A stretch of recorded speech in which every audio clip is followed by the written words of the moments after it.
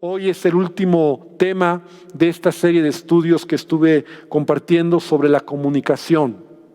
Se fue alargando y yo pensé que iban a ser poquitos miércoles, pero fue alargándose. Esta es la novena serie, la novena parte, ¿verdad?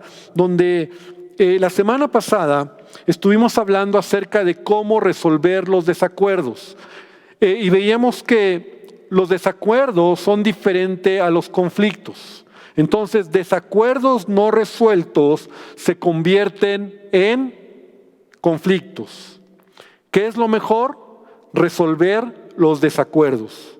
Desacuerdos son puntos de vista, opiniones, maneras de pensar diferentes, que son normales en todos nosotros como personas, ¿verdad? Tú puedes tener desacuerdo con tu esposa, tú puedes tener desacuerdos con tus hijos, tú puedes tener desacuerdos en tu trabajo, con tu jefe, tú puedes tener desacuerdos con amigos, con hermanos. Los desacuerdos son normales, es parte de nuestra naturaleza. El punto es aprender a resolver los desacuerdos. La semana pasada, y si tú quieres aprender más, escucha la enseñanza del miércoles pasado, porque dábamos algunos consejos de cómo resolver desacuerdos. Cuando resuelves desacuerdos, entonces ya no vas a tener conflictos, porque desacuerdos no resueltos van creciendo y entonces se convierten en conflictos. Un conflicto ya no es un desacuerdo. Un conflicto ya tiene que ver con el asunto de tu corazón. A lo mejor ya hay enojo, ya hay ira, ya empiezas a guardar en tu corazón pensamientos de desquitarte, de vengarte, de actuar equivocadamente. Y entonces cuando ya quieres resolver un conflicto, pues hay un choque. O sea, porque ya estás respondiendo, y muchas veces así actuamos emocionalmente. Actuamos con nuestras emociones a flor de piel. Entonces ya el conflicto se convierte a veces verbal, peleas, discusiones, no me voy a dejar, ya me aferro.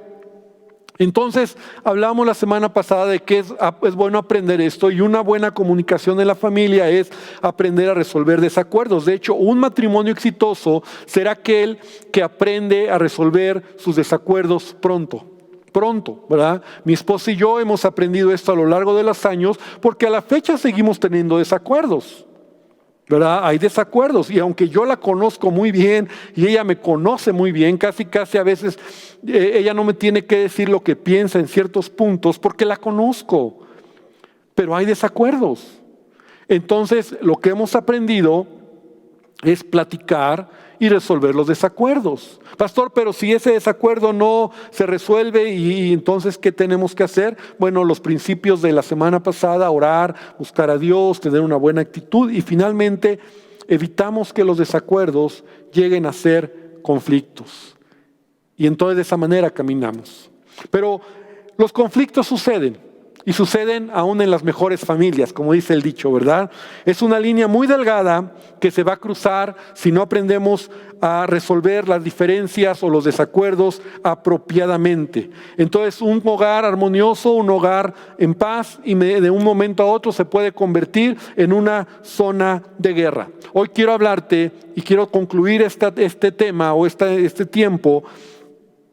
Y el tema es, ¿verdad?, cómo resolver los conflictos. Si ya tengo conflictos, si ya llega al punto donde hay conflictos tan fuertes, entonces la pregunta sería: ¿por qué se convierten tan fácilmente los desacuerdos en conflictos? Porque para muchos así sucede. Son desacuerdos que podrían resolver. ¿Sabes que hay conflictos? Escucha bien. Conflictos de pequeñas cosas. No estoy de acuerdo cómo tú o por qué, o cuando tú tiras los calcetines en el piso. No estoy de acuerdo cómo tú tiras la ropa. Son desacuerdos. Pero al no resolverse, al no platicarlos, se han convertido en grandes conflictos. Y me quiero divorciar, pastor. Me quiero divorciar porque ya no aguanto a este hombre, o a esta mujer, que es insensato, que no me hace caso, que ya son 20 años y simplemente ya eso lo traigo como una amargura. Ahora, ¿por qué tenemos tantos conflictos? Y la pregunta es muy importante. ¿Por qué razón llegamos a tener conflictos? Y quiero decirte que la Biblia, la Escritura nos declara que tenemos conflictos por nuestros deseos que luchan dentro de nosotros. Porque queremos algo que no podemos tener y también por nuestro egoísmo. Yo no sé si tú esperabas una respuesta diferente, pero esa es la razón por la cual nosotros tenemos conflictos. Los conflictos, quiero llevarte, no tiene que ver con lo de afuera, sino lo que hay dentro de nosotros. Mira, Santiago capítulo 4, versículo 1, voy a leer los primeros 3 versículos del capítulo 4 de Santiago y lo voy a leer en la Nueva Versión Internacional. Ando luego cambiando versiones, pero me gustó cómo dice la versión internacional. Dice de la siguiente manera: ¿de dónde surgen las guerras y los conflictos entre ustedes? Santiago está haciendo la misma pregunta que yo te hice hace unos minutos. ¿De dónde vienen los conflictos? Pues yo creo que los conflictos vienen de mi papá. Los conflictos vienen de mi esposo. No. Fíjate lo que dice Santiago. ¿No es precisamente de las pasiones que luchan dentro de ustedes mismos? ¿No es precisamente de las pasiones que luchan dentro de ustedes mismos? En otras palabras, las diferencias que muchas veces se tornan en conflictos suceden porque somos personas egoístas. Repite conmigo: egoísta. Y somos nosotros muchas veces personas egoístas que queremos que los miembros de la familia vean las cosas como nosotros las vemos y que actúen como nosotros, que hagan lo que nosotros queremos que hagan, y cuando no lo hacen o cuando no cooperan, nos frustramos. Entonces es por egoístas. Y yo te voy a llevar en esa línea. Los conflictos suceden porque dentro de nosotros hay una actitud equivocada. Hay egoísmo. Cuando en nuestra vida hay egoísmo, te digo, muchas veces nosotros estamos queriendo imponer.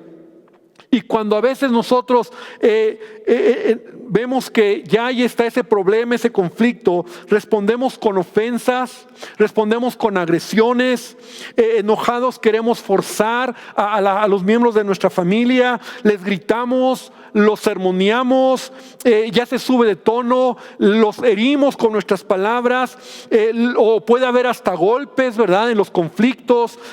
También a veces actuamos egoístamente y tratamos de manipular la situación. Lloramos, a veces dejamos de hablar a las personas, no cooperamos, tenemos una mala actitud, nuestro rostro es un rostro de enojado, de véanme que estoy de malas, véanme que estoy enojado, somos groseros. Y todas estas acciones o reacciones que nosotros mostramos en un conflicto tienen un solo nombre: egoísta. Egoísta. Santiago lo resume de una manera directa, como dice el pastor Omar Herrera, sin anestesia, directo. La raíz de los conflictos somos nosotros mismos. Toma tu dedito, ahí donde estás, y hazla así: yo soy el responsable de los conflictos. Y ahorita yo sé que muchos me están diciendo: pastor, espérame, escúchame. Y al final vamos a ver si es verdad los argumentos que tienes. Si tienes conflictos, si tú constantemente tienes conflictos, tú eres el problema. Hazla así. Así, yo soy el problema. Mira, me encantó leer en esta escritura de Santiago 4 una versión así como muy parafraseada. En un libro, un autor escribió esto, ¿verdad? Hablando sobre este capítulo de Santiago 4, y dice: tus peleas y riñas son porque eres egoísta. Tienes motivos equivocados. En verdad no tienes cuidado de la gloria de Dios o el bien de los demás. Mayormente tienes cuidado de ti mismo, tu reputación y tu propio placer para conseguir lo tuyo, y aún tratas de manipular a Dios y a otros miembros de la familia. Me encantó. Me encantó la manera como este autor trató de explicar estos versículos de Santiago 4 de una manera más clara. Porque mira, aún en la Biblia encontramos que el egoísmo es lo que hacía que hubiera conflictos en las familias. ¿Recuerdas el conflicto de Jacob con su hermano Esaú? Fue por su egoísmo. ¿Recuerdas el conflicto de José con sus hermanos? Fue por su egoísmo, porque José era egoísta también, era inmaduro. Pero él, en su actitud de decirles, ustedes un día se van a inclinar, entonces empezó a crear conflictos. ¿Recuerdas el conflicto entre Adán y Eva? Cuando Dios los buscó y ellos habían tomado del fruto, comido del fruto que Dios les había dicho no coman, hay una actitud egoísta, ¿verdad? Es que la mujer que me diste, es que es la serpiente que me engañó. Entonces hay una actitud egoísta. ¿Recuerdas el conflicto que Saúl tenía con David? Por años. Quería matar a David. ¿Por qué? Porque era una actitud egoísta. La raíz de todo conflicto es una actitud egoísta, que siempre quiere tener la razón y que para lograrlo está dispuesto a todo. Así que quiero que quede muy claro, amado hermano, los conflictos están ahí por causa mía. Yo soy responsable de esos conflictos. Pero el pastor, es que yo no, si usted de verdad le prometo por Dios que yo no hago conflictos. Es mi esposo, es mi esposa. Te voy a enseñar más adelante cómo responder o cómo reaccionar si verdaderamente tú no eres responsable. Pero la Biblia solamente, y entre paréntesis lo quiero decir, nos enseña que vamos a tener a veces conflictos por causa de la justicia. O sea, en otras palabras, cuando tú vas a tener conflictos por el hecho de ser cristiano. Es decir, cuando tus conflictos son porque eres creyente, porque no eres como los demás, ni participas en lo que ellos hacen, porque hablas la verdad, aunque a veces parezca una locura o anticuado. Y la Biblia me enseña que yo puedo pasar en este mundo esos conflictos. Ahora, son los únicos conflictos, llamémosle así, que me son permitidos. De hecho, Santiago lo dice de esta manera, ¿verdad?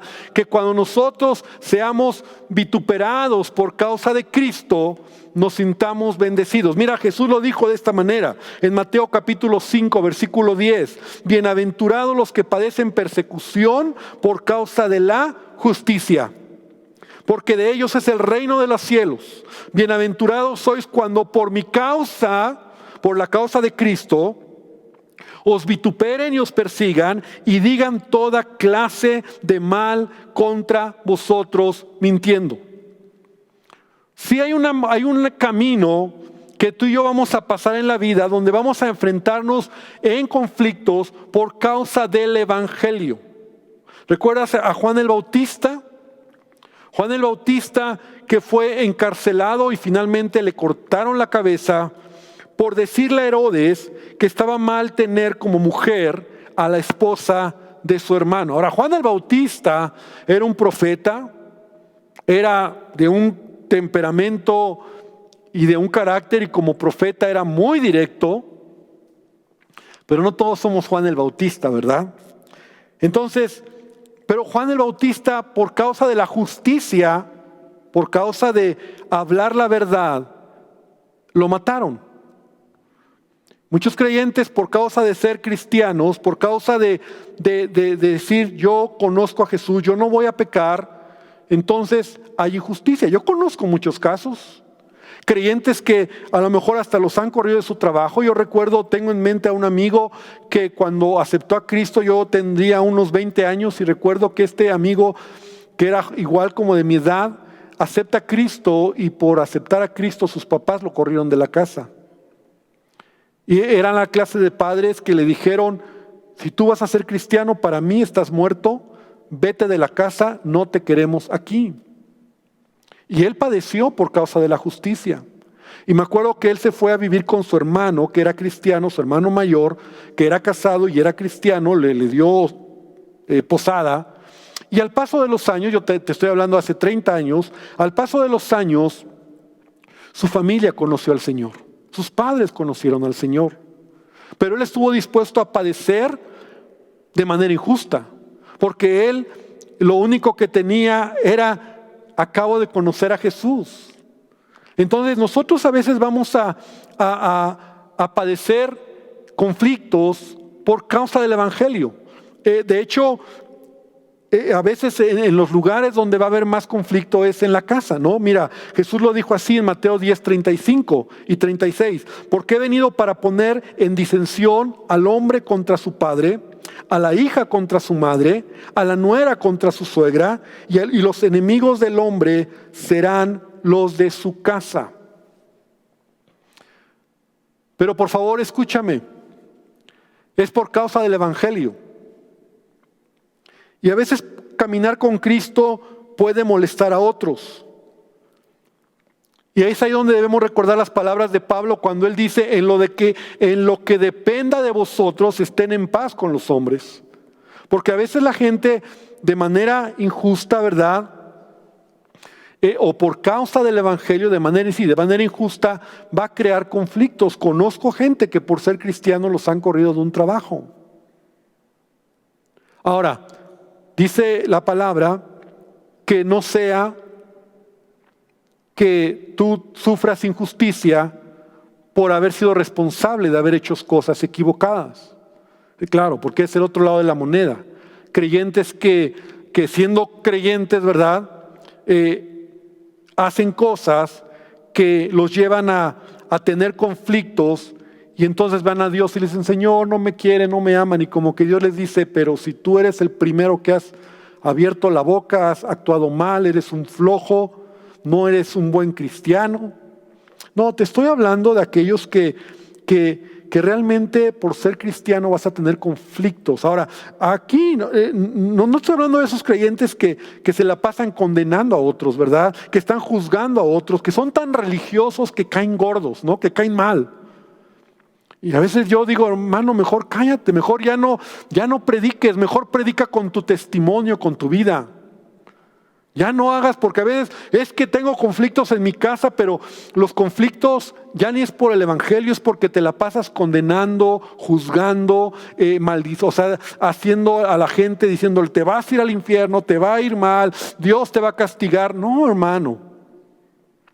Nosotros debemos ser muy sabios en la manera de caminar y de mostrar el Evangelio.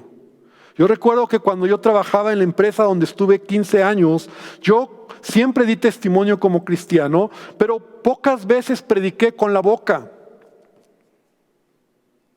Mi manera de predicar fue con mi vida. Y es ahí donde la gente se daba cuenta que yo era diferente. En una empresa donde había promiscuidad, donde había engaños, donde había borracheras, donde había fines de semana locos, donde había tantas cosas, yo podía mostrar y ser diferente. Y mi predicación no fue con palabras, mi predicación fue con ejemplo. Y fue tan fuerte lo que yo mostraba en mi vida que pude mostrar el Evangelio y pude tener amigos, gente que se convirtió. Y hoy en día son cristianos. ¿Por qué? Porque yo nunca les prediqué con las palabras. Yo les prediqué con mi ejemplo. Entonces, no se trata de molestar a la gente. Porque entonces si yo hubiera predicado con palabras, a lo mejor hubiera tenido muchos conflictos y ni me hubieran escuchado. Y lo que hubieran hecho era a lo mejor haberles caído mal. Pero me encantaba cuando ellos me preguntaban. Y entonces ya en una plática me decían, oye, ¿y tú qué piensas acerca de esto? Y yo tenía la oportunidad de expresar lo que la Biblia dice. Y cuando ya les caía gordo, ya decían, ya se burlaban, se reían. Por ahí salía una broma toda fuera de lugar. Y no me preocupaba. Porque yo decía, después me van a volver a preguntar. Y así yo fui avanzando hasta que de manera muy personal yo le prediqué a amigos que algunos aceptaron a Cristo, son creyentes hoy en día y otros no. Yo no sé si a lo mejor al paso del tiempo Jesús los alcanzó y yo solo fui parte de una pequeña semilla que se plantó ahí. Pero ese es como el paréntesis. O sea, los conflictos por causa de la justicia van a estar ahí. Pero los conflictos que están ahí en casa, ¿verdad? Que son desacuerdos no resueltos. Porque recuerda que entonces la manera de evitar un conflicto es platicando los desacuerdos. Y cuando no hablamos los desacuerdos, se convierten en conflictos. Y ya veíamos, el primer paso para poder resolver un conflicto es entender que el conflicto está en mí. Yo soy el responsable. No pienses, por favor, que el problema es tu esposo, tu esposa, tus hijos, tus padres, tu jefe de trabajo, tus hermanos, tus amigos, tu líder, porque no vas a avanzar para resolver los conflictos. Mira, Jesús, y esto me encanta, yo estaba estudiando y pensando, ¿verdad? Jesús creció con una familia, escucha bien, y yo no sé si estás de acuerdo conmigo, pero Jesús creció con una familia que lo menospreciaba. No creían en Él. Seguramente se burlaban de Él e intentaban hacerlo caer. Pero Jesús siempre estuvo en paz. ¿Y sabes por qué Jesús estuvo en paz? Porque Él tenía paz. Entonces la familia de Jesús, su mamá, sus hermanos, algunos de ellos como que no le creían, lo menospreciaban. Aunque la Biblia nos habla unos pequeños detalles que me dan la autoridad para pensar lo que te estoy diciendo, porque no conocemos la vida de Jesús en toda la etapa desde adolescente, joven, sino a partir de cuando inicia su ministerio. Pero la luz que nos deja ver la palabra de cómo su familia era con Jesús al principio, yo creo que era una familia que por la manera en que trataban a Jesús pudo haber conflictos. Pero Jesús siempre estuvo en paz. Y al final, sin palabras, les mostró que Él era el Hijo de Dios. Entonces los conflictos no dependen nunca de tus circunstancias externas, sino de tu problema del corazón. Por favor, te entendamos esta verdad. Porque siempre que hablamos de comunicación, y me temo que ya llevamos 9 sesiones donde a veces escuchamos estas clases de temas y decimos, uy, ¿por qué no estuvo mi esposo? ¿Por qué no estuvo mi mamá? Lo hubiera escuchado para que entonces ella cambiara. No, el problema soy yo. La falta de comunicación es porque yo tengo el problema. Entonces, ¿qué debo de hacer? Voy a avanzar ya para ir aterrizando. Lo primero que debo hacer es dejar que Dios trate mi corazón. Que Dios trate mi corazón. Dice Santiago capítulo 4, versículo 6. Pero Él da mayor gracia. Por esto dice, Dios resiste a los soberbios. Dios resiste a los egoístas. Dios resiste a los orgullosos. Pero da gracia a los humildes. ¿Quieres tener el favor de Dios en tu vida? ¿Quieres resolver conflictos en tu vida? El primer paso hacia la solución de todo conflicto es la humildad. Es la humildad. Aun cuando existe la posibilidad que tú y yo tengamos la razón en un conflicto, cuando ponemos a Dios primero, cuando le ponemos en primer lugar, entonces los conflictos van a disminuir. Aun si hemos sido ofendidos, si nosotros hemos sido agredidos en un conflicto, necesitamos entender que nuestra alma no será sanada por algo que el ofensor pueda hacer, sino por lo que Dios ya ha prometido, porque es Dios el que va a traer a mi corazón sanidad. No depende de lo que alguien haga conmigo, sino cómo respondo ante ese problema.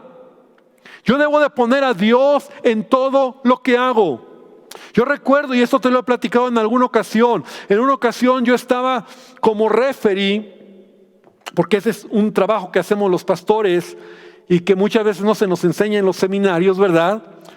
Trabajo pastoral es ser referee entre hermanos. Es parte del ministerio.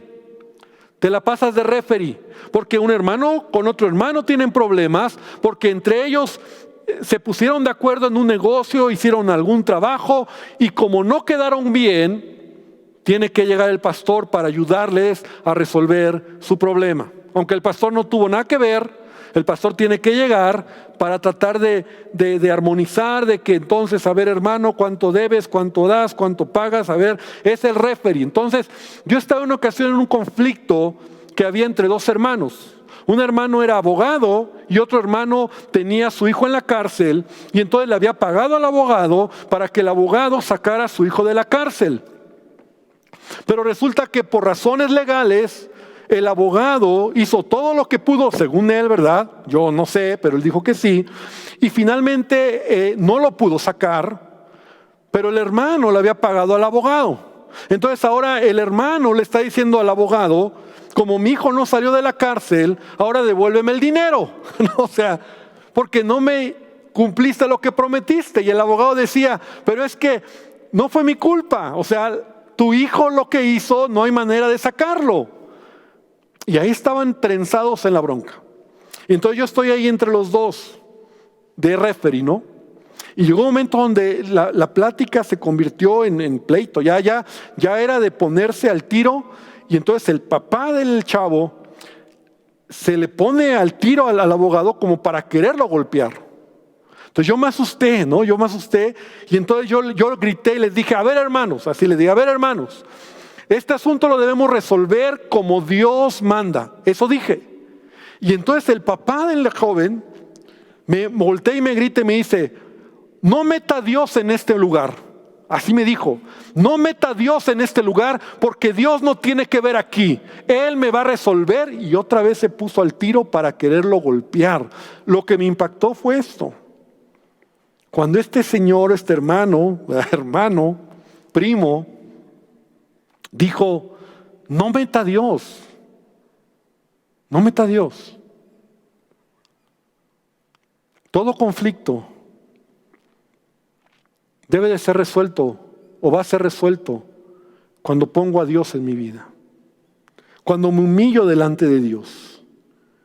Cuando yo reconozco que necesito de Dios. Cuando mi energía, escucha bien, la uso o la consumo, no en demostrar que yo tengo la razón, sino en glorificar a Dios procurando una pronta reconciliación.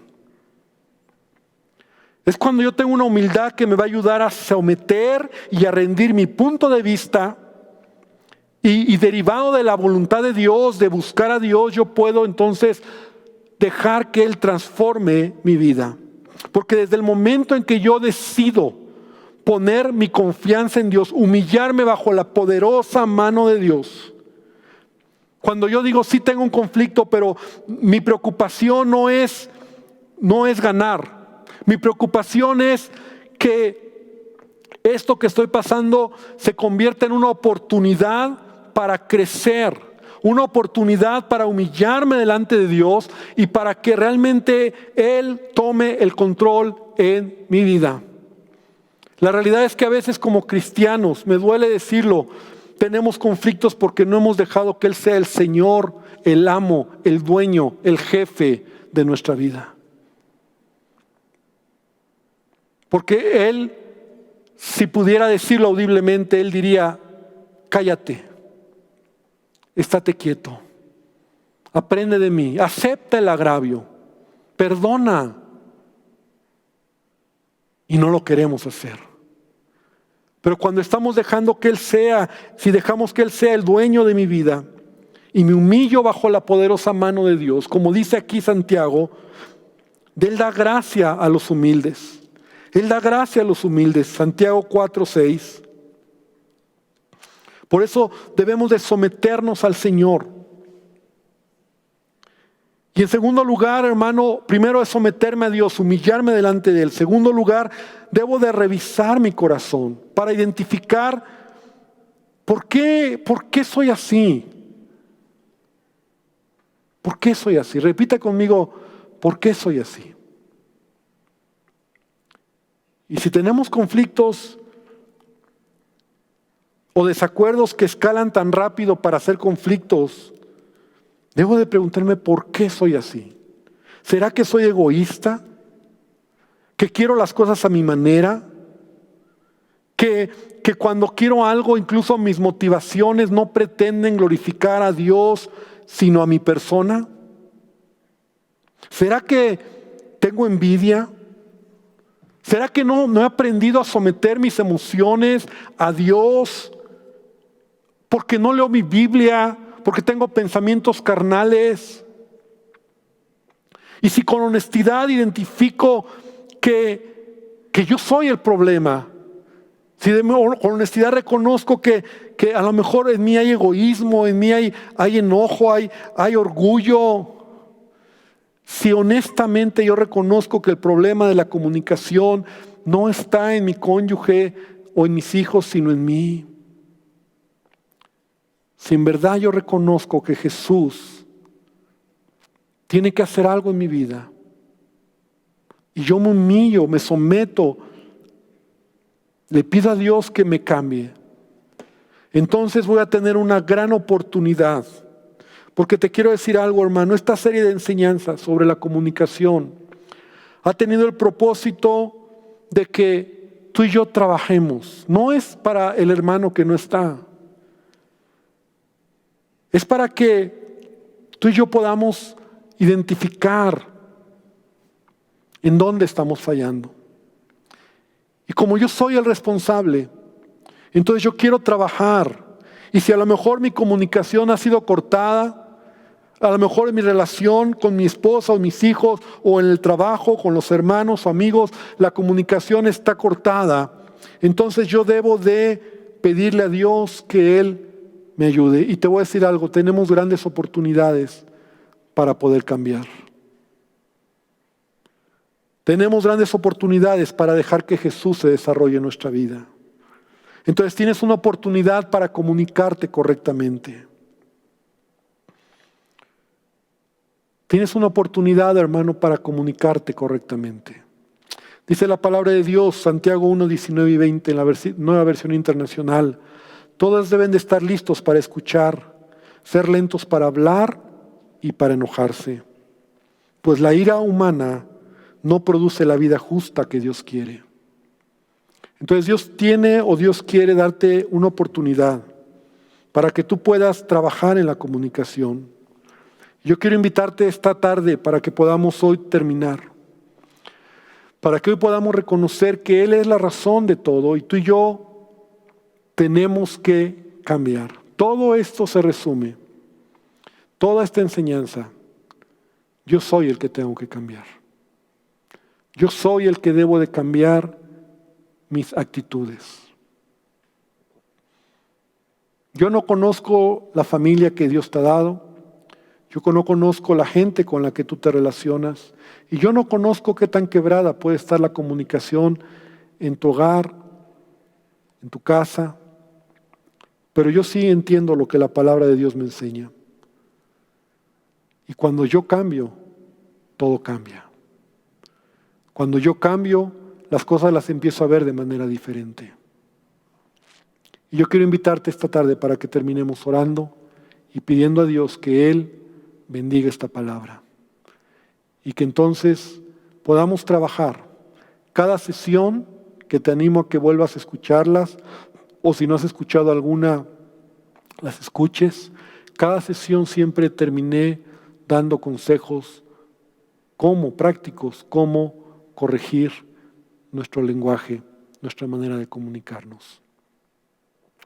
Y que al final quiero terminar orando y oro para que nuestras familias, nuestros hogares y tú y yo podamos tener buena comunicación con la gente que amamos.